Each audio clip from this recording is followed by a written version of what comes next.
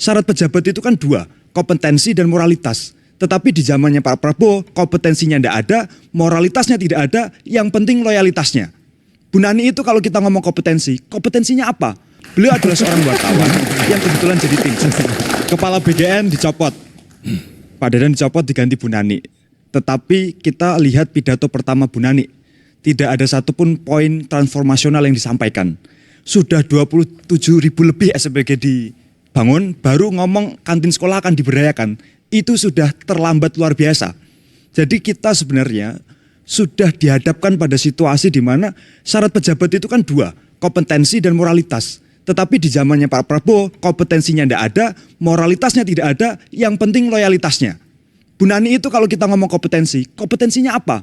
Beliau adalah seorang wartawan yang kebetulan jadi tim ses, sempat punya masalah moral yaitu masalah Bu Ratna Sarumpait yang bikin kebohongan publik, lalu loyal pada Pak Prabowo, menjadi wakil kepala BGN, lalu hari ini dipilih sebagai kepala BGN. Jadi menurut Mas kalau wartawan nggak kompeten? Loh, apa hubungannya wartawan dengan pengelolaan gizi anak-anak, Mas Trio? Silakan dijawab. Oh enggak, maksud Mas kalau ya, apa hubungannya wartawan tidak ada kompetensi dengan ahli gizi, dengan keperluan Badan Gizi Nasional? Mohon maaf dengan segala hormat, tidak perlu untuk menjalankan program BGN itu harus menjadi seorang ahli gizi. Ya, yang diperlukan adalah wajah dari istana kita. Bahwa kompetensi memang tidak diperlukan.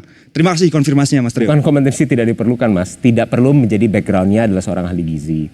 Yang diperlukan adalah bagaimana menjalankan program ini agar program ini tepat sasaran, memanage supply chain-nya, mengelola tata kelolanya, agar program ini dapat bermanfaat. Ya, ini mengkonfirmasi apa yang saya sampaikan, bahwa kompetensi dan morality tidak diperlukan. Yang diperlukan adalah loyalitas. Terima kasih. Jadi menurut Anda Bu Nani intinya adalah hanya punya loyalitas tapi tidak kompetensi begitu. Coba Bang Rey, terpilihnya Bu Nani jadi kepala BGN, bukankah ini